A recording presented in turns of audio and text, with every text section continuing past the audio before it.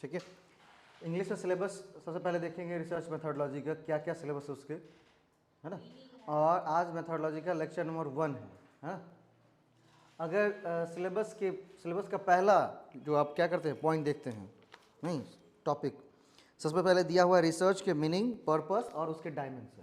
Research के meaning, purpose and dimension मैंने English में भी लिखा है, यहाँ पर हिंदी में भी लिख दिया है एक साथ, ठीक है। इसके बाद दूसरी जो हमारी टॉपिक है वो है research problem, variable and operational definitions, hypothesis, sampling.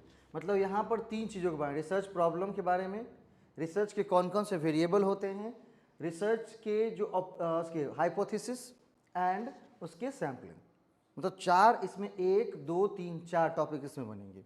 जैसे कि इसमें मैंने 2 बनाया है, एक रिसर्च के मीनिंग और कैरेक्टरिस्टिक्स जो कि आज पढ़ने वाले हैं, है ना। रिसर्च के पर्पस और डायमेंशन को हम कल पढ़ेंगे। इसमें 4 टॉपिक बनेंगे, कौन कौन से, रिसर्च प्रॉब्लम, उसके variable, hypothesis and sampling. 4 topics है उसमें, और वो थोड़े लंबे हैं तो टाइम लगेगा उसमें, एक हर एक टॉपिक में एक दिन। अगली है हमारी ethics in conducting and reporting research.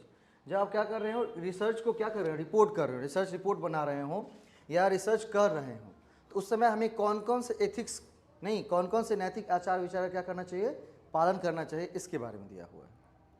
इसके बाद है पैराडिगम ऑफ रिसर्च, जिसमें क्या क्या आती हैं आपकी, quantitative, qualitative, mix method, approach, method of research, observation, survey, interview, question, experimental, quasi experimental. मतलब यहाँ पर 2 बनते हैं, दिया हुआ एक ही साथ ये लिख करके, लेकिन इसमें 2 बनेंगे। एक पार्ट ये हो गया आपका पूरा का पूरा, यहाँ से पैराडाइम ऑफ रिसर्च, जिसमें 3 पैराडाइम के बारे में हमको पढ़ना है। कौन कौन से पैराडाइम, तो पहला पैराडाइम हमारा होगा कौन सा, क्वांटिटेटिव, ये हमारा पहला पैराडाइम होगा।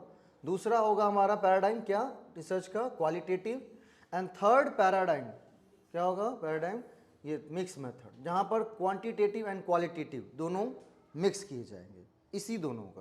इसी दोनों का मिक्सर करके यहाँ पर हमें पढ़ाया जाएगा, ठीक है। अगली दूसरी बनती है इसमें ये अप्रोच या मेथड्स ऑफ रिसर्च, नहीं अगली मेथड्स ऑफ रिसर्च, हाँ मिक्स मेथड अप्रोच की बहुत बात हो गई। अब मेथड्स ऑफ रिसर्च में लिखेंगे तो ये हो गया पहला ऑब्जर्वेशन मेथड, सर्वे मेथड। सर्वे में ही क्या किया गया, इंटरव्यू को भी इंक्लूड उसने किया है, ठीक है। इंटरव्यू एंड क्वेश्चन को, मतलब सर्वे की जब बात होगी तो 2 चीज़ों को लिया है इसने, किसको, एक इंटरव्यू को लिया है और दूसरा क्वेश्चन को लिया है। इंटरव्यू जानते ही हैं, 1-to-1 टॉक किसी के साथ, एंड क्वेश्चन होता है क्या, आपको एक क्वेश्चन बना के दे दी गई, उसमें आप टिक आउट कर रहे हैं अपने हिसाब से। इसके बाद एक्सपेरिमेंटल, एक होता है क्वासी एक्सपेरिमेंटल, ठीक है। इसके बाद field study, cross cultural study, phenomenology, grounded theory, focus group, इसके बाद narrative research, case study, ethnography, इन सब के बारे में पढ़ना है ना। तो जब भी हम पैराडाइम के बारे में पढ़ेंगे ना, तो ये सारे जितने भी मेथड आप देख रहे हैं ये सभी के सभी पैराडाइम के अंतर्गत ही आएंगे। कहाँ पर आएंगे, पैराडाइम के अंतर्गत ही आएंगे। कुछ क्वांटिटेटिव के अंतर्गत आएंगे और कुछ आपके क्वालिटेटिव के अंतर्गत आएंगे। मतलब दोनों पैराडाइम में ही रहेगा, कुछ क्वांटिटेटिव में और कुछ क्वालिटेटिव में, ठीक है। अगले स्लाइड में बढ़ते हैं, इसी का हिंदी अगले स्लाइड में मैंने लिख करके दिया है पूरा, ठीक है। इसके बाद यहां तक आपके रिसर्च जो हमें पढ़ने हैं एक्चुअल में वो हो गए, ठीक है। इसके बाद आपकी साइकोलॉजी में जो रिसर्च का योगदान है वो आपको यहां से जानना है ना। जहां पर लिखा हुआ स्टैटिस्टिक्स एंड साइकोलॉजी, जहां पर सबसे पहला part measure in central tendency, measure in central tendency. इसमें आपको 3 चीज़ें निकालनी होंगी, 3 चीज़ें पढ़नी है, मीन पढ़नी है, मीडियन पढ़नी है एंड मोड पढ़नी है। मीन, मीडियन, मोड, 3 चीज़ें पढ़नी है, ठीक है। डिस्पर्सन पढ़ना है। डिस्पर्सन का मतलब बताया ही था कि जब हम क्या करते हैं, मीन मीडियन मोड निकालते हैं, मतलब सेंट्रल वैल्यू निकाल लेते हैं, तो वहाँ पर चेक करते हैं कि सेंट्रल वैल्यू से कोई भी डेटा कितना आगे है कितना पीछे है, मतलब उन दोनों के बीच दूरी कितनी है, डिस्पर्सन कितना है, ठीक है। इसके बाद नॉर्मल प्रोबेबिलिटी कर्व, नहीं पैरामेट्रिक टेस्ट, जितने भी हमारे पैरामेट्रिक और नॉन पैरामेट्रिक टेस्ट हैं। देखिए जब हम हाइपोथेसिस बनाते हैं तो उसको क्या करते हैं, टेस्ट करते हैं, ठीक है, उसको क्या कहते हैं, टेस्ट करते हैं। टेस्ट करने के लिए जो टेस्ट हम अपनाते हैं उसको दो भाग में बांटा गया है, एक हो गया पैरामेट्रिक टेस्ट और दूसरी हो जाती है हमारी non parametric test. Non parametric test, दो चीज हो गई, ठीक है। तो इन दोनों, अब पैरामेट्रिक के अंतर्गत भी बहुत सारे टेस्ट हैं, नॉन पैरामेट्रिक के अंतर्गत भी बहुत सारे टेस्ट हैं। तो सभी टेस्ट का अलग अलग उसकी क्या विशेषता है, वो टेस्ट क्या है, कब लगाए जाएंगे, इन सभी के बारे में हमें अलग अलग क्या करने हैं, पढ़ने हैं। इसके बाद साथ ही साथ पावर एनालिसिस, ठीक है, और इफेक्ट साइज, ये दोनों को भी देखना है ध्यान से, ये दोनों बिल्कुल अलग होंगे पैरा। तो यहाँ पर अगर हम बात करेंगे सबसे पहले मेजर ऑफ सेंट्रल टेंडेंसी, एक टॉपिक तो उसमें ये हो गया, उसमें भी तीन निकल के आते हैं, कौन, मीन, मीडियन, मोड। अब मीन मीडियन मोड जब निकालते हैं तो क्या होता है कि वहाँ पर डेटा अलग अलग होता है, नहीं डेटा भी क्या होता है, अलग अलग होता है। अगर भाई क्या दिया, नॉर्मल डेटा दिया हुआ है तो क्या करेंगे, अगर हमें क्या दिया हुआ, अंतराल में दिया हुआ है तो क्या करेंगे।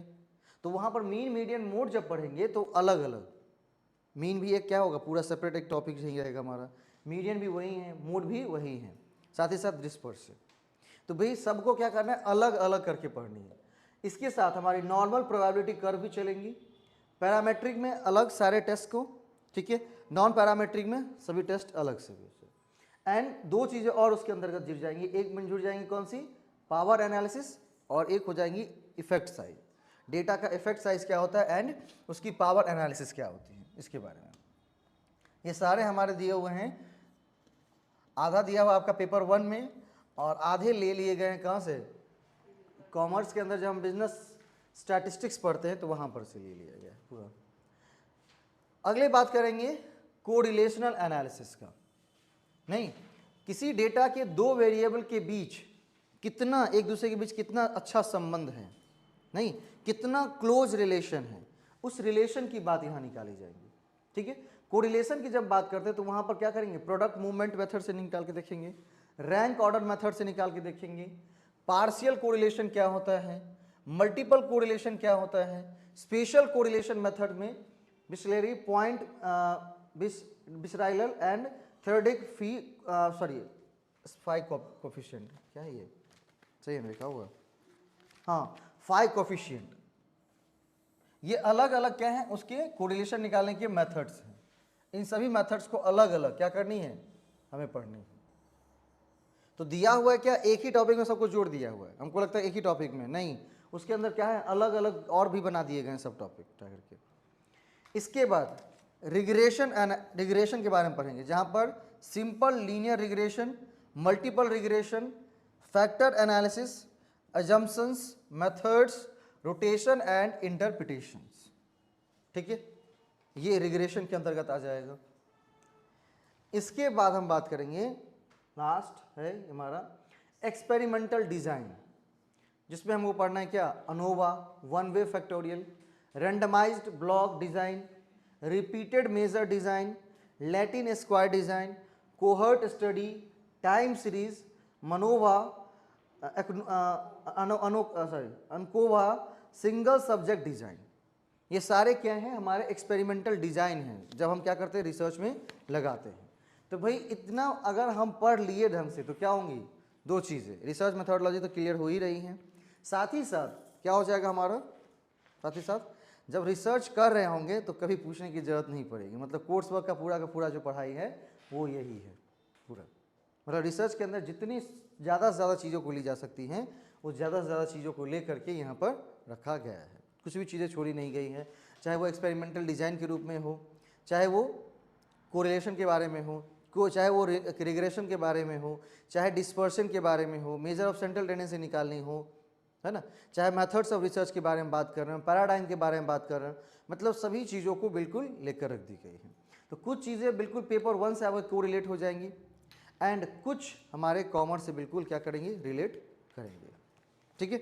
जिसमें आज जो हमने लिया है ऊपर वाला सबसे जो हमने पढ़ा था, रिसर्च के मीनिंग, पर्पस एंड डायमेंशन, इसमें हमने केवल दो चीज़ों को कवर किया, रिसर्च के मीनिंग और उसके क्या कैरेक्टरिस्टिक्स होने चाहिए जब आप रिसर्च कर रहे हो, या एक आइडियल रिसर्च का क्या विशेषता होना चाहिए, इसके बारे में हम जानेंगे।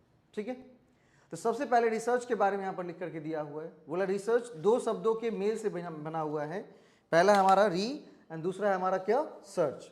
री का मतलब होता है पुनः और सर्च का मतलब होता है खोजना। किसी चीज़ को बार बार खोजना क्या कहलाएगा, रिसर्च कहलाएगा। किसी चीज़ को बार बार खोजना क्या कहलाएगा, रिसर्च कहलाएगा। ठीक है, तो कहता है क्या कि रिसर्च दो शब्दों के मेल से बना हुआ री और सर्च, अर्थात अनुसंधान, सही तथ्य को प्राप्त करना तथा नए जानने संबंधी खोज। ठीक है, देखिए जब हम किसी चीज़ को क्या करेंगे, बार बार सर्च करेंगे तो दो चीज़ें होंगी। जो हमारे पास पहले से ज्ञात है उसमें थोड़ा सा क्या होगा, इम्प्रूवमेंट होगा, या दूसरा क्या हो सकता है, कुछ नया निकल के आ सकता है। मान लीजिए क्या किया, हम फिर से एक बार खोजना शुरू किए तो क्या कर सकते हैं, नए तरीके ढूंढ सकते हैं कि भाई इस चीज़ को अच्छे नए तरीके से कैसे कर सकते हैं, या जिन तरीकों को हम जानते हैं उसमें क्या कर सकते हैं, सुधार कर सकते हैं। ठीक है, तो आप सुनेंगे कि भाई क्या किया गया, research and development team R&D क्या करती है।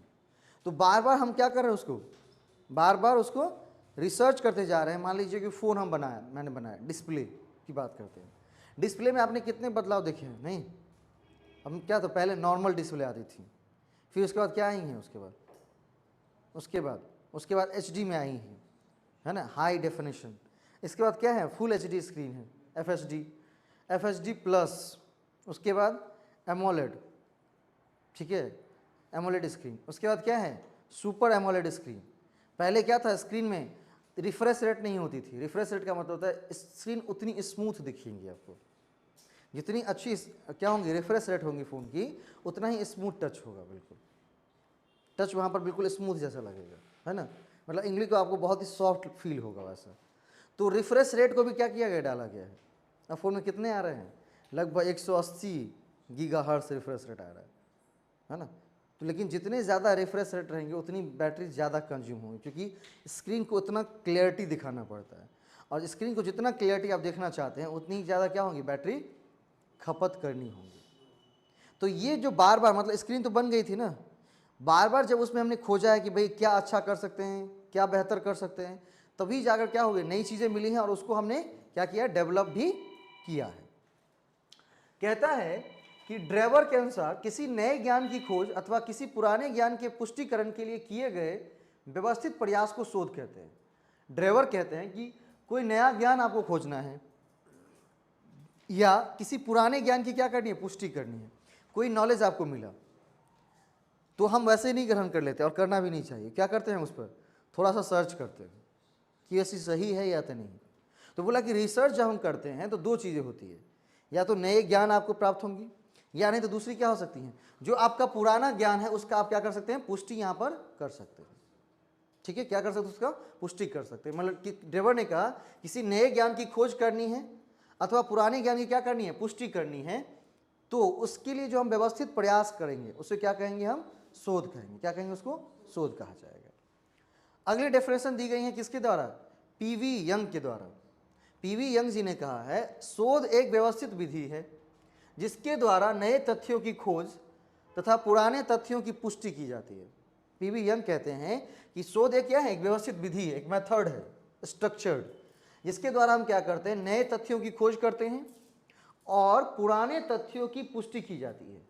साथ ही उनके अनुक्रमों का मतलब जो सीक्वेंस है उसका, अनुक्रमों, परस्पर संबंधों, जो दो वेरिएबल के बीच क्या है, परस्पर संबंध है, कारणात्मक व्याख्या, मतलब व्याख्या लेकिन ऐसी कैसी जिसमें कारण शामिल होते हैं, क्या होती हैं, कारण शामिल होती हैं, एवं प्राकृतिक नियमों जो उन्हें संचालित करते हैं का अध्ययन किया जाता है। रिसर्च के अंतर्गत क्या किया जाता है, तो एक तो व्यवस्थित विधि है जिससे हम क्या कर रहे हैं, नए ज्ञान की खोज कर रहे हैं या पुराने तथ्यों की क्या कर रहे हैं, पुष्टि कर रहे हैं। लेकिन इसके अंतर्गत क्या अध्ययन किया जाता है, तो सबसे पहले वेरिएबल लिए जाते हैं, कुछ चर लिए जाएंगे, उसके सही सीक्वेंस बिठाने पड़ते हैं, फिर उसके जो दो वेरिएबल के बीच जो परस्पर संबंध है उसको, साथ ही साथ उसके जो क्या है, कारणात्मक व्याख्या, मतलब एक जैसे अगर मान लीजिए मैंने कल एग्जाम्पल दिया क्या कि कोई सिगरेट पीता है, सिगरेट पीना भी क्या है, एक वेरिएबल है, और उसे क्या होती है, कैंसर होना भी क्या है, एक वेरिएबल है। कल आप आए थे कि नहीं आए थे अपने जी, कल नहीं आए थे ना, हाँ हमको याद रहता है। चलिए, कारणात्मक व्याख्या एवं प्राकृतिक नियम, इन सभी चीज़ों का क्या किया जाता है, उसमें अध्ययन किया जाता है। ठीक है, अगली डिफिनेशन दी गई है थियोडसन के अनुसार, किसी समस्या के व्यवस्थित अध्ययन करने या किसी समस्या से संबंधित ज्ञान को बढ़ाने का निष्पक्ष प्रयास ही शोध कहलाता है, उन्होंने कहा। ठीक है, उन्होंने कहा कि किसी समस्या का व्यवस्थित अध्ययन करना है, कोई समस्या कोई प्रॉब्लम है, क्योंकि रिसर्च का जन्म ही होगा कहाँ से, जब प्रॉब्लम आएगी तब, नहीं। इसीलिए रिसर्च के जब हम क्या करेंगे, स्टेप्स को पढ़ेंगे जब आगे, तो वहाँ पर देखेंगे सबसे पहला रिसर्च का स्टेप क्या है, रिसर्च प्रॉब्लम। पहले प्रॉब्लम क्या करनी होगी, ढूंढनी पड़ेगी। क्या करनी पड़ेगी, प्रॉब्लम को ढूंढनी पड़ेगी, पहले समस्या ढूंढनी पड़ती है ना। अभी तक हमने जो पढ़ाई की है वो क्या थी, वहाँ सीधे गए हम पढ़ कर चले आए। पीएचडी ऐसी नहीं है, सबसे पहले तो आपको समस्या ढूंढनी पड़ेगी कि जिस समस्या का आप क्या करेंगे, समाधान निकालेंगे, या जिस समस्या का जो समाधान निकल चुका है उसी में कुछ बेहतर समाधान ढूंढने का प्रयास करेंगे। तो सबसे पहले तो उसी में समय लग जाएगा ना, क्या करने में, समस्या ढूंढने में ही समय लग जाएगा। क्या हो जाएगा, समस्या ढूंढने में, इसीलिए उतना समय लग जाता है। जब समस्या ढूंढ लेते हैं तो फिर ये देखते हैं कि उस समस्या से संबंधित किसी अन्य लोगों ने क्या उसका निदान निकाला है क्या, है ना। तो उसके लिए आप क्या करते हैं, रिव्यू ऑफ लिटरेचर, जो भी अलग अलग थीसिस निकल चुकी हैं, आर्टिकल निकल चुकी हैं, उसका क्या करना शुरू करते हैं, अध्ययन करना शुरू करते हैं। वहीं पर पता चलता है कि देखिए कोई समस्या आपको पता है ना, एक्चुअल लोग कहते हैं कि समस्या मुझे ढूंढनी पड़ेगी, नहीं। रिसर्च जब भी हम करें तो क्या करेंगे, जो एक्चुअल में आपको समस्या लगती है ना उस पर करनी चाहिए। आपको जो एक्चुअल में समस्या लगती है उस पर करनी चाहिए, किसी और की समस्या को अडॉप्ट नहीं करना है, या कहीं पर हम पढ़े वो समस्या निकल गई, वो जेन्युइन समस्या नहीं है ना। जैसे आपको मैं पूछूं कि भाई समस्या क्या है, तो आप दरभंगा की समस्या गिनती करवाओगे या आप अपनी गिनती करवाओगे, सबसे पहले अपनी गिनती करवाएंगे ना। और अगर आपको अपनी समस्या का बिल्कुल क्या है, अपनी समस्या से आप अवगत हैं, तभी उसका क्या कर सकते हैं, आप बेहतर समाधान निकाल सकते हैं, हाँ या ना। आप अपनी समस्या का बेहतर समाधान निकाल सकते हैं या औरों की समस्या का, अपनी समस्या, क्योंकि आपको पता है जेन्युइनली कि भाई वही समस्या है मेरी, एंड हाउ टू रिजॉल्व, ये भी आपको पता है कि कैसे इसको रिजॉल्व किया जा सकता है। दूसरे की समस्या और उसका समाधान आपको क्या है, पता नहीं है। इसके मच्छर वाला को चला दीजिए, हाँ कुछ नहीं, मच्छर वाला को जल रहा है, मच्छर वाला ना, नहीं जल रहा है, नहीं वो ऊपर वाला होगा। कल आराम से कैमरा ना बंद हो, कल ऊपर वाला 16 MP, हाँ रात को भी कभी कभी आ जाता तो मैं जला देता हूँ रात के ऑनलाइन क्लास में। और क्या होता है, जैसे ही इस पर बैठेगी तो वो अपने आप स्क्रीन चलने लगती है डायरेक्टली, क्योंकि उसको थोड़ा सा भी टच हुआ, स्मूथ लगा तो अपने आप ये क्या करने लगा, मूवमेंट करने लगे। कभी कभी मैं देखता हूँ कि भाई मैं तो छू भी नहीं रहा हूँ और ये अपने आप क्या कर रहा है, ऑन ऑफ ऑन ऑफ हो रहा है। तो जेन्युइनली समस्या अपनी ढूंढनी है। तो सबसे क्योंकि देखिए दूसरे की समस्या को आप ले लेंगे तो उसको आप रिजॉल्व कभी नहीं कर पाएंगे। लोग जो रिसर्च में फंस जाते हैं, कहते हैं कि बहुत समस्या हो रही है, समस्या इसलिए नहीं हो रही कि उसने समस्या है, नहीं, समस्या इसलिए है कि उसने गलत समस्या को क्या कर लिया था, चयन कर लिया था। आपको जो प्रॉब्लम लगती है ना, मतलब आप इतने दिन अपने विषय को पढ़े, कुछ ना कुछ तो समस्या जरूर लगी होंगी ना, या कुछ तो दिक्कत जरूर आई होंगी। समस्या का मतलब क्या, दिक्कत, एक ऐसी बाधा जो कि मतलब आगे बढ़ने से लोगों को रोक रही हो, है ना। ठीक है, तो वही आपकी क्या है, एक्चुअल समस्या है जो आपने ढूंढी। जब आप रिसर्च करने जाएंगे, मजाक नहीं कहता हूँ, आप पीएचडी में जाए तो भाई लोग अपनी समस्या ढूंढने के लिए नहीं कर रहे हैं, दूसरे से पूछ रहे हैं कि भाई किस पर रिसर्च करें यार।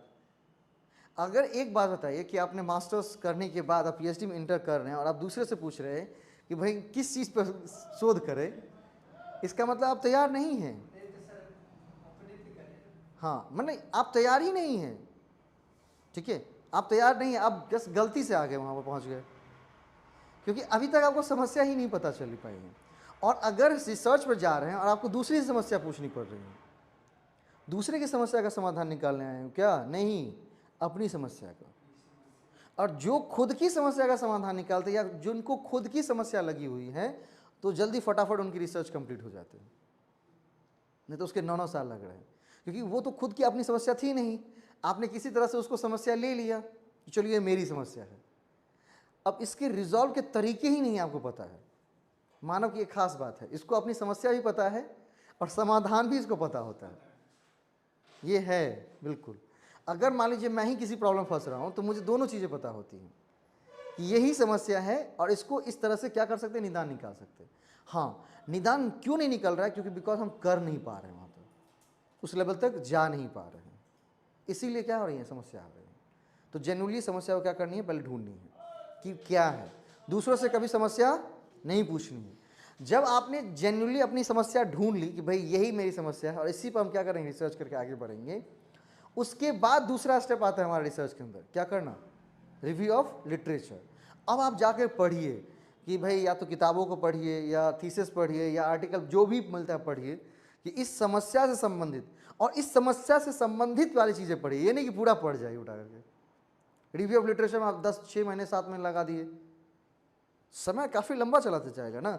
जैसे ही हमें प्रॉब्लम फाइंड आउट हो गई तो अब हमें इस प्रॉब्लम से संबंधित चीज़ों को फोकस करना है, ना कि और चीज़ें। अब साइकोलॉजी में मान लीजिए कोई समस्या आपको आई तो पूरी साइकोलॉजी उठा के नहीं पढ़ देंगे आप क्या। ज्योग्राफी में मान लीजिए कोई पॉइंट आपको समस्या आई तो उसके लिए आप क्या करेंगे, पूरा ज्योग्राफी नहीं पढ़ लेंगे, ठीक है। तो कभी कभी वो खत्म ही नहीं हो सकता है। अब मान लीजिए मुझे कॉमर्स में बैंकिंग में कोई समस्या आई, उसके लिए मैं पूरा इंटरनेशनल बिजनेस पढ़ रहा हूँ, टैक्स पढ़ रहा हूँ, पूरा कॉमर्स उठा के पढ़ रहा हूँ, कभी ढूंढ पाएंगे क्या उसका, तो नहीं। क्योंकि सभी फैक्ट्स अपने अपने क्या हैं, उसके अलग अलग, भले ही वो आपके सब्जेक्ट का ही है लेकिन उसकी एरिया क्या है, अलग अलग बनाई गई है। इसीलिए ना यूनिट दिया हुआ है कि unit number 1, unit number 2, unit number 3, unit number 4।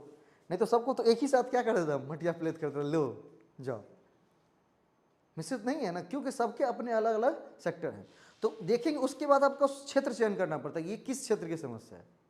उस क्षेत्र से संबंधित जो रिसर्च हुए हैं उसको जाकर क्या करना होता है, पढ़ना होता है। और वहाँ जब आप पढ़ते तो वहाँ 2 चीज़ें निकलती, क्या कि आपको पता चलता है कि जो समस्या का समाधान उन्होंने लिखा है, नहीं, क्या वो सही में उससे समाधान निकाला जा सकता है या नहीं। जरूरी नहीं कि मतलब आप बिल्कुल नया ही रिसर्च करो। मान लीजिए आपकी जो समस्या थी उसको किसी ने निदान निकाल के दिया हुआ है, ठीक है, आप वहाँ से भी क्या कर सकते हैं, अपने उनके लूप होल्स को भी क्या कर सकते हैं, बेस बना करके रिसर्च शुरू कर सकते हैं। आप कह सकते हैं नहीं, इस तरीके से इस समस्या का निदान नहीं निकाला जा सकता है ना। तो वो किसको पता चलेगा कि इस समस्या से इसका समाधान नहीं निकाला जा सकता है, जिसकी वो खुद की समस्या होंगी ना। जैसे मान लीजिए मेरे पास कोई समस्या है कि भाई तकनीकी समस्या है, तकनीकी समस्या है तो भाई यूट्यूब पे ने खोजा कि कैसे माइक को सेटअप कर दूँ, क्या कैसे लाइन को सेटअप कर दूँ पहले। जैसे अब बिल्कुल लाइट की रिफ्लेक्शन कहीं नहीं आती होंगी, इसके लिए भी 2 साल मुझे सीखना पड़ा है, इधर से लाइट, उधर से लाइट, ऊपर लाइट, नीचे लाइट, कहाँ से क्या को एडजस्टमेंट करूँ। लेकिन सबसे ऊपर वाली लाइट क्या होगी, लास्ट में फिक्स्ड हुई कि नहीं, यही तोड़ है उठा के। और एक खराब आदत है, क्या होगा, जब तक आप समस्या में फंसे हुए कोई निदान नहीं निकाल के देगा। जब आप निकल जाएंगे उस समस्या, सब निदान निकल के, नहीं ये तो अच्छा किए, हम भी यही कहने वाले थे 2 साल से तुमसे पूछ रहे हैं, कोई नहीं बता रहा है ना। क्योंकि कोई किसी के ग्रोथ को नहीं देखना चाहते उठा करके, यही समस्या है हमारी सबसे बड़ी। क्या करते हैं हम, किसी ग्रोथ को नहीं देख सकते। और 2 चीज़ें हमेशा याद रखनी है, अगर कि कोई ग्रोथ कर रहा है तो उसको रोक नहीं सकते, ये आपके बस की बात नहीं है। आप अपनी ग्रोथ बढ़ा सकते, किसी दूसरे ग्रोथ को रोक नहीं सकते। कोई दूसरे ग्रोथ को रोक सकता है कभी क्या? आप बहुत क्या कर सकते हैं, डिस्टर्ब कर सकते हैं। नहीं, जैसे मेरे पास आप पोस्टर फाड़ सकते हैं, उससे ज़्यादा नहीं कुछ कर सकते, है ना। गाली दे सकते, उससे ज़्यादा नहीं कर सकते। किसी की ग्रोथ को आप नहीं रोक सकते, तो क्या करनी चाहिए, हमें खुद की ग्रोथ बढ़ानी चाहिए ताकि हम उनकी बराबरी में आए, उनसे आगे चले जाए। लोग उसी में लगे हुए हैं। दरभंगा के टीचर कितने दिन से पढ़ा रहे हैं उठा करके, कोई 30 साल से पढ़ा रहे हैं, कोई 35 साल से पढ़ा रहे हैं, इवन कि कोई 20-20 साल से पढ़ा रहे हैं। और किसी का भी इंडिया लेवल पर नाम आया है क्या, कभी सुना हो आपने? नहीं। फिजिक्स वाला सर कितने साल से पढ़ा रहे हैं, 10 साल से। खान सर कितने साल से पढ़ा रहे हैं, 8-10 सालों से। लेकिन उनकी आज क्या है, इंटरनेशनल मार्केट में मांग है। क्यों? क्योंकि हम सब यहाँ पर क्या लगे हैं पता है, जब आप एक्चुअल में घुसोगे तो हम सब दूसरे के टांग खींचने में लगे हुए हैं। हम सब क्या कर रहे हैं, दूसरे के टांग खींचने में लगे हुए। नहीं, हमें टांगे नहीं खींचनी है। रिसर्च में भी यही, कल आप रिसर्च करने जाएंगे तो एक दूसरे से कलिक, किसी से मत पूछिए। 2 चीज़ें, जब भी आप रिसर्च कर रहे हो तो अपने गाइडर की बुराई मत करिएगा। जो अपने आप के सुपर, हाँ नहीं, गाइडर, जो गाइडर मिलेंगे और ये नहीं कि आप दोनों एक ही गाइड के पास है तो खून बतिया रहे हैं, कभी ये गलती मत कीजिएगा, तो बहुत बड़ी प्रॉब्लम आप ही को आने वाली है। क्योंकि ये जो है सीधे जाकर बोलेगा सर पता है क्या बोल रहा था, ऐसे से बोल रहा था। अब ये बन गया क्या सर, मतलब एग्जाम्पल दे रहे हैं एक बात, सर का चमचा बन गया उठा करके, और गाइडर सारा अगर ठीक रहा किसके फोड़ रहा है, आप पे फोड़ रहा है। तो दो चीज़ें, जब भी रिसर्च कर रहे हो तो अपनी गाइडर या किसी भी आदमी की बुराई नहीं करनी है, क्योंकि ये जो आपका कलीग है ना वहीं जाकर उसको बोलेगा पहले, सबसे पहले जो लगता है यही दोस्त है वहीं बड़का दुश्मन है आपका, और ऐसा जेन्युइनली हुआ है, वही आपका सबसे बड़ा दुश्मन है। ठीक है, एक दो सर हैं, एक दोनों यादव हैं, और उसमें एक तीसरा यादव है जो रिसर्च कर रहा है। वो क्या करता था पता है, इसका बात उसको कहता था, उसका बात इसको कहता था, दोनों में खूब लड़ाइयाँ कराता था कि दोनों, एक थे विभागाध्यक्ष और एक थे प्रोफेसर, ताकि प्रोफेसर को खूब लताड़े। एक दिन ये समझ गया कि भाई जरूरी कुछ ना कुछ कर रहा है मोटा है ना, पहले कहाँ समस्या थी, जब से ही आया तभी से हमको सर टॉर्चर कर रहे हैं विभागाध्यक्ष। इसके बाद इसके पीछे लगा, है ना, इसके पीछे ऐसा लगा कि भाई क्या हो गया है, दोनों मिल करके उसको क्या कर दिया है, बोल दिया है, ब्लैक लिस्ट कर दिया है। हाँ, क्या कर दिया, ब्लैक लिस्ट कर दिया। ब्लैक लिस्ट अगर कर दिए गए तो आपको क्या होंगे, ऐसा नहीं कि अकाउंट में धर धर धर धर धर पैसा कूदता रहेगा, वो सब मत भूल जाइए। उठा सरकारी नौकरी नहीं है कि चलो कि क्या हो गए आप सस्पेंड हो गए तो आधा सैलरी आता रहेगा, वो सस्पेंशन नहीं है। जब आपकी रिसर्च रेगुलर होगी ना तभी स्कॉलरशिप मिलेंगे, तो कभी वो चीज़ें नहीं करनी है। एंड दूसरा, किसी से समस्या नहीं पूछना है कि भाई आप किस पे रिसर्च करो, हम किस पे करें, क्योंकि ये एमकॉम की पढ़ाई नहीं है कि आप क्वेश्चन पूछ रहे हो कि तू की लिखल नहीं तो हम लिख दीजिए, टिक मार दीजिए। ये एमकॉम नहीं है भाई यार, मास्टर्स नहीं है, पीजी नहीं है, ग्रेजुएशन नहीं है। तो आप सहायता लीजिए, दूसरे की प्रॉब्लम मत लीजिए। सबसे ज़्यादा खराबी क्या होती है, लोग दूसरे की प्रॉब्लम पर रिसर्च कर रहे हैं। दूसरे की प्रॉब्लम पर रिसर्च करेंगे तो आप फंसेंगे ही फंसेंगे आगे चल करके, क्योंकि वो खुद की है ही नहीं। तो आप दूसरे से सहायता लीजिए, समस्या आपकी खुद की होनी चाहिए। है, यही चीज़ मैं नेट की पढ़ाई में भी कहता हूँ, आप सहायता सबसे लीजिए, चाहे वह मैं हूँ, चाहे वो आपके पेपर 2 के टीचर है, कोई भी मिलते हैं, सहायता सबसे लेनी चाहिए। पाथ आपके होंगे तभी आप आगे बढ़ पाएंगे, क्योंकि दूसरे के पाथ को फॉलो करके आप आगे नहीं जा सकते, क्योंकि वो सबको पता है। बाबा साहब ने क्या पाथ अपनाया था ये सबको ना पता है, या आप ही को पता है, हमको ही पता है नहीं।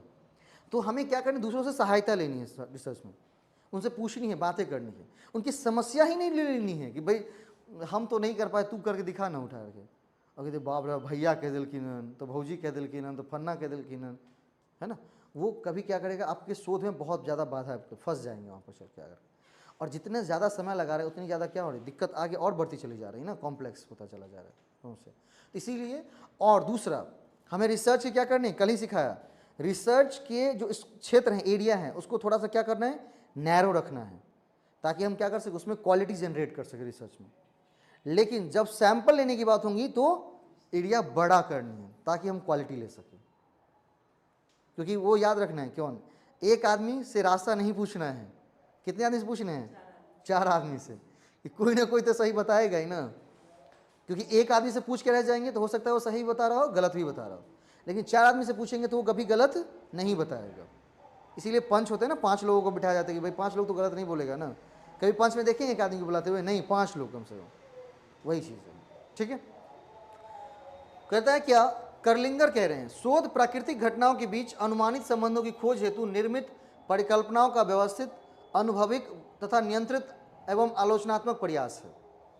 कोई भी प्राकृतिक घटना है, नेचुरल घटना हो रही है, इवेंट हो रहा है, उस घटना के बीच अनुमानित संबंध, ये घटना क्यों घटित हो रही है। और रिसर्च की, भाई रिसर्च कभी खत्म नहीं होता है, ये प्रॉब्लम के साथ ही शुरू होता है, प्रॉब्लम पे ही खत्म होता है, रिसर्च खत्म ही नहीं होंगे, ये इसकी खास बात है। आप प्रॉब्लम से शुरुआत करोगे, आप प्रॉब्लम पे खत्म होंगे। जैसे आपको एग्जांपल देता हूँ, एक प्राकृतिक घटना आप मान लीजिए, जैसे गर्मी बहुत पड़ रही है, तो आप क्या कहेंगे, ग्लोबल वार्मिंग बढ़ गई है इसलिए सर इतनी गर्मी पड़ रही, मैंने मान लिया। फिर आपने कहा क्या सर, मतलब हमने कहा कि ग्लोबल वार्मिंग क्यों बढ़ी, तो आप वहाँ पर क्या कह देंगे, आप वहाँ पर कह देंगे सर सो पेड़ पौधे काफ़ी कट रहे हैं, जंगल नहीं है, तो क्या हो रही है, ग्लोबल वार्मिंग बढ़ रही है। या गाड़ियों की बहुत ज़्यादा संख्या है, अलग अलग आ जाएंगे हम यहाँ से। अब गाड़ियों की संख्या क्यों बढ़ रही है भाई, इतना धुआं कहाँ से आने, कार्बन डाइऑक्साइड कहाँ से निकल रहा है, सर गाड़ी की संख्या बढ़ रही है, कल कारखाने बढ़ रहे हैं, क्यों बढ़ रहे हैं भैया, तो भाई सर आदमी की नीड बढ़ रही है। आदमी की नीड क्यों बढ़ रही है? तो सर आदमी के जो नीड होते हैं डायरेक्ट उसके ईगो से कनेक्ट होता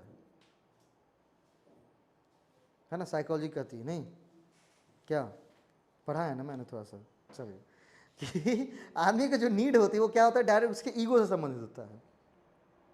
उसकी खुद की नीड नहीं है वो एक्चुअल में, सच में उसने क्या करते हैं, बनाते हैं। और जो नीड दूसरे के मतलब ईगो हर्ट करके जो नीड्स आपकी बनी हुई वो क्या करेंगे, आगे आपको तकलीफ देंगे।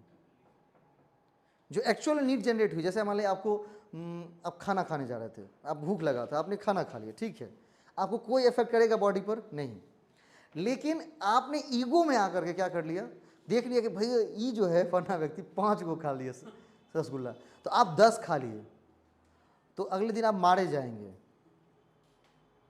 नहीं, अगले दिन क्या करेंगे, आप मारे जाएंगे। क्यों? क्योंकि उसकी रोज की आदत है भाई, या रोज की आदत नहीं भी है तो वो क्या है, काफ़ी ज़्यादा मेहनत करता है। नहीं, जैसे अभी के खान पान में उस टाइम में खान पान बिल्कुल अंतर है, कब जब पीजी कर रहा था, क्योंकि साइकिल चला के कॉलेज जाना, ट्यूशन पढ़ाना, तो एक ही बार बैठते थे, 1 किलो देख भी लेते थे एक ही बार में, सीधा चीर फाड़ करके, उधर उधर देखते भी नहीं थे। अब उस टाइम को रोक भी नहीं सकते हैं, तो ईगो हर्ट हो जाता है मेरा। एक दिन मेरे दोस्त का इससे ईगो हर्ट हो गया, खा लिया खूब, उसको सांसें नहीं ले पा रहा था, इतना खा लिया मैं देखते देखते चक्कर में कि सांसें नहीं ले पा रहा था। एक तो गर्मी का समय, ऊपर से उतनी ज़्यादा आप क्या करेंगे, अगर खा लेते हैं किसी कोई भी चीज़, पूरी उड़ी या पनीर वनीर, तो क्या हो, सांस लेने में तकलीफ हो गई, तो क्या किया गया, उसको गोटी दे गया कि उल्टी करे वो, है ना। तो मेरी नीड थी, उसने क्या कर दिया, ईगो में अपनी नीड बना ली, और ईगो में जैसे ही नीड बनाती तो क्या करता है, डायरेक्ट पूरे बॉडी पर इफेक्ट करेगा उसका, माइंड से लेकर के पूरी बॉडी को, एकदम तबीयत खराब हो जाएंगी।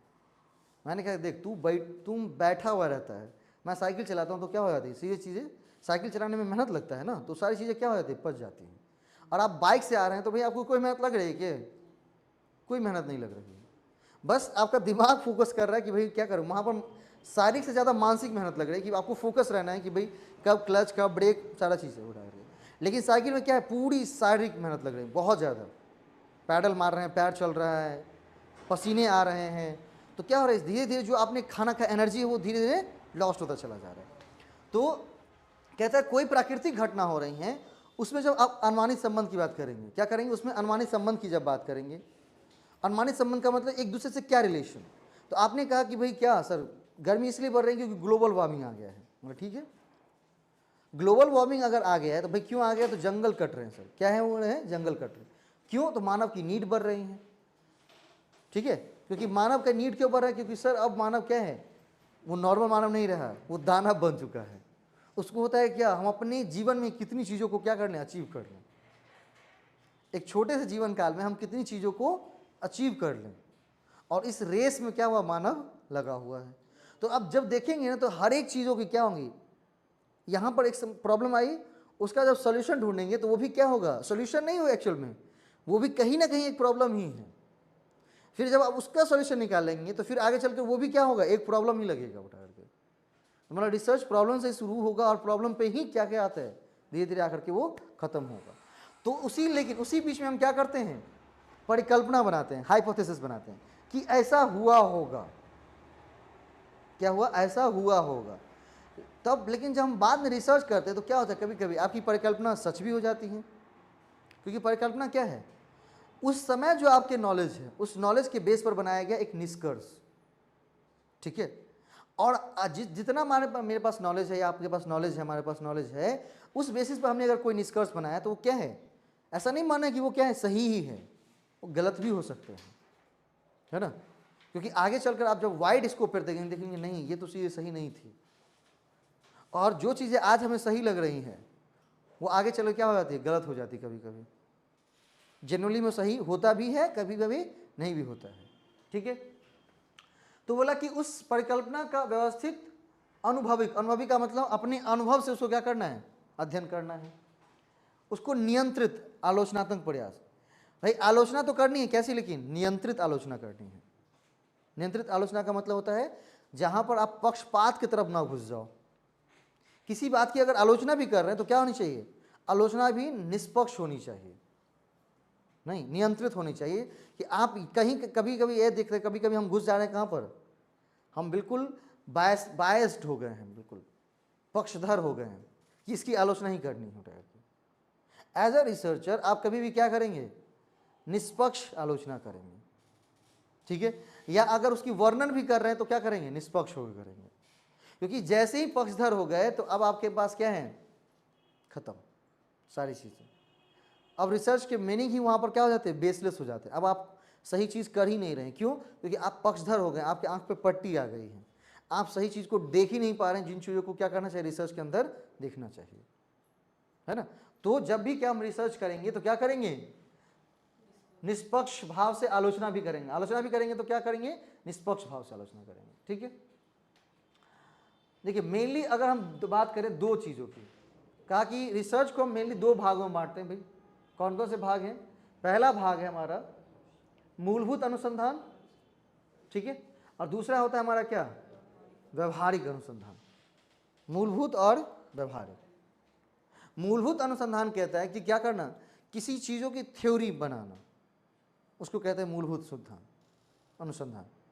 मतलब कोई घटना थी, उससे हम क्या कर रहे हैं, थ्योरी बना रहे हैं, कि कोई थ्योरी होगी तभी ना उसको हम प्रैक्टिकल रूप में ला सकते हैं। तो जैसे अब मान लें क्या कि हम क्या करें, केवल फैक्ट पढ़ रहे हैं उससे संबंधित, तो फैक्ट पढ़ रहे हैं तो क्या हो जाएगा, वो मूलभूत हो जाएंगी। तो बोला कि जब अनुसंधान के तहत किसी घटना को हमने देखा, उसको ऑब्जर्व किया, और उस घटना का अवलोकन करने के बाद जो सिद्धांत का निर्माण किया जाता है उसे क्या कहेंगे, मूलभूत। और दूसरी जो हमारी है वो क्या है, हमारी व्यवहारिक। दूसरी क्या है हमारी, व्यवहारिक, अप्लाइड। अब जो वहाँ से सिद्धांत हमने निकाले हैं ना, उसको क्या करना है, व्यवहारगत रूप में लाना है, उसको क्या करना है, उसको अप्लाई करना है, और उसको अप्लाई करके जो समस्या है उसको क्या करना है, निदान करना है। जैसे मान लीजिए कोई समस्या हम पर आती है तो सबसे पहले हम क्या ढूंढते हैं, सिद्धांत को ही ढूंढते हैं ना, कि भाई सिद्धांत इसका है या नहीं। अगर सिद्धांत है इससे बना संबंधित तो उसको लगाओ, वो लग जाएगा तो क्या हो जाएंगे, इसकी निदान अपने आप निकल के आ जाएंगे, है ना। अगर नहीं है तो क्या करना है, इसका पहले सिद्धांत ही बनाना है। आप मान लीजिए कोई ऐसी समस्या आई जिनका कभी तक आज तक सिद्धांत निर्माण हुआ ही नहीं है, ऐसा होता नहीं है जनरली, नहीं, लेकिन अगर मान लीजिए हो जाए तो ये समझ जाना है कि भाई आपको क्या कह रहा है रिसर्च, कि सिद्धांत ही बना दीजिए कि भाई इसको सॉल्व कैसे किया जाएगा, है ना, ताकि आगे आने वाले लोग इसको देख कर क्या कर ले, अपने आगे देख करके अपना समस्या का समाधान निकाल सके, है ना। तो ये सिखाता है आपकी नेट की पढ़ाई, दो चीज़ें। भैया अगर मान लो कि आपने शुरू की पढ़ाई, पता चला कोचिंग ही नहीं है, कोई ट्यूटर ही नहीं है। अब ट्यूटर ही नहीं है तो क्या हो जाएगा, ट्यूटर नहीं है तो पता है क्या मौका मिला है, कि आप कुछ बेहतर कर सकते, क्या कर सकते हैं, ट्यूटर बन सकते हैं, और उस शहर में अपना दबदबा बना सकते हैं। लोगों को ऐसे सोचना चाहिए। मान लीजिए हमारे विषय बताने वाले कोई नहीं है, या किसी चीज़ को करने वाले कोई नहीं है, तो आपके पास एक मौका है, क्या कर सकते हैं, दो ही मौका होता है, या तो आप कंप्लेंट कर सकते हैं, दूर साला तो नेट का कोचिंग ही नहीं है रे, हमको तो पढ़ने का बड़ा मन था। अब जो कोई बोलेगा तो 2 चमाट नहीं लगाएंगे उसको खींच करके पहले, है ना। तो अब ये बोलना छोड़ दिया है, अब वो क्या करना है, वो बोलना छोड़ दिया है। अब क्या बोलता है पता है, कोई एक्सक्यूज देगा तो देखिए कैसे एक्सक्यूज, इसका वैकेंसी थोड़े आता है, क्योंकि वो सिर्फ इसलिए बैठे हैं कि भाई हम क्या करें, एक्सक्यूजेस नए नए बनाते रहे, मतलब प्रॉब्लम बनाते रहे। और जो उसमें साहसी होता है वो क्या करता है, उस प्रॉब्लम से लड़ता है, और उसको फाइंड आउट करके क्या करता है, सॉल्यूशन देता है उठा करके, है ना। भाई मैंने इस प्रॉब्लम को लड़ा है, ठीक है, 2 साल से लगातार लड़ाइयाँ चल रही हैं लगी, और कितने साल तक चलेंगी पता नहीं, ठीक है। तो कंप्लेन कर ही सकता था ना कि दूर कुछ ही नहीं है रे, कुछ नहीं होगा, ऐसा हो ही नहीं सकता है। जैसे उसने एग्जाम्पल दिया था ना, हम गए थे कहाँ पर, पोस्ट ऑफिस, तो बोला क्या कि हमके लिए पार्सल करना है, तो हम फिर देखिए पर्स तो लाया ही नहीं, जा। अब बोले फिर लेने जाएंगे, इतना लंबा लाइन छोड़ना पड़ेगा। हम बोले कि क्या होता है, फ़ोन पे होता है कि गूगल पे होता है, लेकिन रिस्क किसका होगा, आपका होगा। हम बोले ओ भाई साहब, जो आदमी 10 लाख रिस्क लगा चुका हो वो 99 रुपये रिस्क नहीं खेलेगा। हम जितना सारा काम किए हैं सब क्या है, रिस्क ही है। जब हम सोते तो ये नहीं सोच के उठते कि भाई कल क्या करना है, कल जब उठ जाएंगे ना तब देखेंगे कि क्या करना है उठा करके। सोच के नहीं सोते कि भाई अगले दिन क्या उठेंगे तो क्या करेंगे, ये चीज़ें करनी नहीं। आज का काज आज खत्म कर लिया रात तक, उसके बाद कल जब उठेंगे तब सोचेंगे कि भाई क्या क्या प्लान करनी है, क्योंकि अगर मान लो उठे ही ना तो सारा तो रिस्क ही है ना। हम बोले आपके जीवन क्या रिस्क नहीं है, आपको लगता है कि कल हम जॉब पर आएंगे कि नहीं आएंगे, तो भाई जो 10 लाख लगा चुका 99 रुपये रिस्क नहीं लगाएगा। हम बोले हम बिल्कुल रिस्क लगाएंगे। फंस गया तो फंस गया टागर। और फंसेगा क्यों भाई, फंसेगा क्यों? हाँ कभी कभार ऐसी होती है कि भाई अब नेटवर्किंग समस्या होता है तो एरर होता है तो फंस जाती है, जनरली नहीं फंसती हैं, है ना, जनरली चीज़ें नहीं फंसती हैं। तो कहा गया क्या कि आपको पहले या तो सिद्धांत, अगर मान लीजिए सिद्धांत नहीं है और आपके पास वो समस्या आई है तो सिद्धांत बना दीजिए। लेकिन अगर सिद्धांत बने हुए हैं पहले से, समस्या आती है तो उस सिद्धांत को लगा करके उसका निदान निकालिए। दो ही चीज़ें करते हैं रिसर्च में, या तो सिद्धांत बनाते हैं या तो सिद्धांत को अपना करके उसका हल निकालते हैं। रिसर्च यही है हमारा। तो भाई कैसे ढूंढेंगे कि इसके लिए सिद्धांत बनाए कि नहीं बनाए, तो वो कहाँ मिल जाएगा आपको, रिव्यू एंड लिटरेचर मिल जाएगा कि इसके लिए क्या कुछ निदान बना हुआ है कि नहीं बना हुआ है। तो उस निदान को ढूंढ करके उसको अप्लाई करके उसका जो जेन्युइन हल हो सकता है वो निकाल कर उसको दे देंगे। अगर क्या है, सिद्धांत ही नहीं बना हुआ है तो आपके पास क्या है, मौके हैं नए सिद्धांत को बनाने के। जैसे कहते हैं ऑफलाइन टीचर नहीं है इंग्लिश का, अरे भाई ऑनलाइन तुम पढ़ रहा है ना, तुम कल तुम ही टीचर बन जाना। कितना लूट सकता है पता है दरभंगा में, कि जितना कोई अथी भी नहीं है, हद भी नहीं है। ठीक है, तो हम दोनों खूब दोनों हाथ से लूटेंगे भाई उठा करके पैसा ऐसे करके। तो मौका, एक्सक्यूज उसको क्या करिए, कभी भी आपको अपनी प्रॉब्लम्स को क्या करनी है, एक्सक्यूजेज में नहीं बदलने की, हाँ ये नहीं है तो वो नहीं है। कभी दुनिया में कुछ नहीं है भाई उठा करके, है ना, सब कुछ क्या करनी पड़ेगी, कितनी कि कोई भी व्यक्ति हो उसको भी ढूंढनी पड़ रही है। हमको लग रहा है क्या हमारे लिए पैसे प्रॉब्लम है, किसी के पास पैसा है तो उसके लिए परिवार प्रॉब्लम है, किसी के पास दोनों है तो उसके लिए स्वास्थ्य प्रॉब्लम है।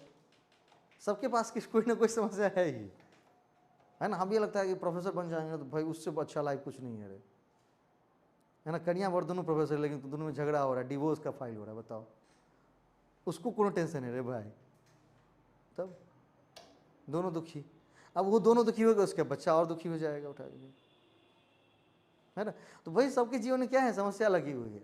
आप ये कहते हैं कि भाई ये चीज़ हासिल कर लेंगे समस्या खत्म, ना, आप झूठ बोल रहे हैं उठा के। क्या साइकोलॉजी भी यही कहता है कि भाई आप आगे बढ़ते जाओगे क्या होगा, समस्या बढ़ेंगी। अभी आप बिल्कुल क्या हैं, निश्चिंत हैं। थोड़ा से देखिए तो जब तक आप किसी पद पर नहीं तो आप निश्चिंत हैं। अभी आप चाहें तो क्या कर सकते हैं, छुट्टी कर सकते हैं कल, नहीं अभी आप छुट्टी कर सकते हैं। मैं नहीं कर सकता, मैं नहीं कर सकता हूँ टायर के। तो कहते हैं कि नहीं आपका ही लाइफ ठीक है यार, मतलब अच्छा। कोई भी दोस्त फ़ोन करता है, हम कहते एक दिन कर, एक दिन तेरा लाइफ हम जीते हैं और हमारा लाइफ तुम जियो, मज़ा आ जाएगा। क्योंकि इस दुनिया में हमको दूसरे की लाइफ बढ़िया पसंद आती है। अगर कोई बेरोजगार है तो उसको दूसरे का रोजगार बहुत अच्छा लगता है, बाप रे भाई पैसा तो बटोर रहा है लोग। जैसे कल के एग्जाम्पल कि उसको लगा कि भाई मोहल्ला में खोल लिया तो पैसा बटोर रहा है, हम भी खोल लेते हैं। तो बोले 2 और खोल ले उठाए के। जो बेरोजगार है उसको दूसरे का रोजगार अच्छा लग रहा है, जो पढ़ा लिखा नहीं है उसको दूसरे का पढ़ाई बहुत अच्छा लगता है कि बाप रे बाप पढ़ लिख लेना, तू ही ठीक के लेना, तोरे जीवन बहुत स्नीक छोटा है। उसको क्या समस्या हुई पढ़ाई में वो नहीं समझ सकता है उस चीज़ों को लेकर कि कैसे ट्यूशन ढूंढा, ट्यूशन का फीस कैसे भरा, फिर ट्यूशन रोज जाना होता था, वहाँ से आया तो फैक्ट करना है, क्वेश्चंस करना है, क्या करना है, उसके बाद खुद को अपने आप को मोटिवेट भी रखना है। नेट की जर्नी इतनी आसान नहीं कि जितनी आप सोच रहे हैं। क्या है, बिल्कुल खुद को अपने आप को मोटिवेट भी करना पड़ता है। भाई 10-10 यूनिट है उठा करके, एक यूनिट पढ़ते तो दूसरा यूनिट भूल जाते हैं। हाँ होता है, ठीक है। ये नहीं मैं कहता हूँ कि नहीं याद रखिए, वो चीज़ें फेंकूबाज मास्टर नहीं। जो एक्चुअल में समस्या मुझे पता है कि अगर पहले यूनिट आप पढ़ो ना, दूसरे यूनिट भूल जाओगे, दूसरे यूनिट पढ़ें तो तीसरे यूनिट भूल जाएंगे। लेकिन सबको याद रखनी है। मास्टर क्या कर दिया, कंबाइंड टेस्ट लेंगे, कितनी सारी प्रॉब्लम है ना। तो भाई उसी का निदान क्या है हमारा कि अगर हम एक यूनिट को पढ़ रहे हैं तो दूसरे यूनिट को क्या करना चाहिए, क्वेश्चंस करने चाहिए। ताकि उन चीज़ों को कभी हम भूलेंगे नहीं। क्योंकि देखिए फैक्ट, आप मान लीजिए कोई आप पहला यूनिट पढ़ रहे हैं, मान लीजिए अभी हमारा हायर एजुकेशन चल रहा है मान लेते हैं, तो उसमें आप क्या कर रहे हैं, जो कम्युनिकेशन हम पढ़ चुके हैं उस कम्युनिकेशन को नोट्स को उल्टाएंगे और पढ़ना शुरू करेंगे। आप 0/सन्नाटा जान रहे हैं, नहीं कहता हूँ, क्या कर रहे हैं आप 0/सन्नाटा जान रहे हैं। क्यों? क्योंकि फैक्ट तो ये ना दिमाग में रोज डाला जा रहा है। अगर फैक्ट को याद रखनी है तो उसके लिए क्या करनी चाहिए, क्वेश्चंस को करनी चाहिए, वहां से फैक्ट आपको जल्दी याद रहेंगे, है ना। कोई प्रॉब्लम्स देगा उसके बाद सॉल्यूशन देगा ना, तो वो जल्दी याद रहता है। एक मान लीजिए किसी मैथ्स के प्रॉब्लम को आप खुद सॉल्व करके आइए, फिर मैं बताऊंगा ना तो जल्दी याद रहेगा, ज़्यादा दिन तक याद रहेंगे। सीधे आप आए, सर 3rd नंबर प्रॉब्लम, मैंने सीधे लिख दिया। इससे किसका लाभ हुआ पता है? मेरा। हमको क्वेश्चन याद हो गए हैं। आपके लिए क्या हुआ है? कुछ भी नहीं। आप गए उस किताब को बक्से में रख दे कि भाई आज तो हम उस प्रॉब्लम को सॉल्व कर दिए। आपने प्रॉब्लम सॉल्व ही कहाँ किया है? वो मैंने सॉल्व किया है ना, ये मेरी सॉल्यूशन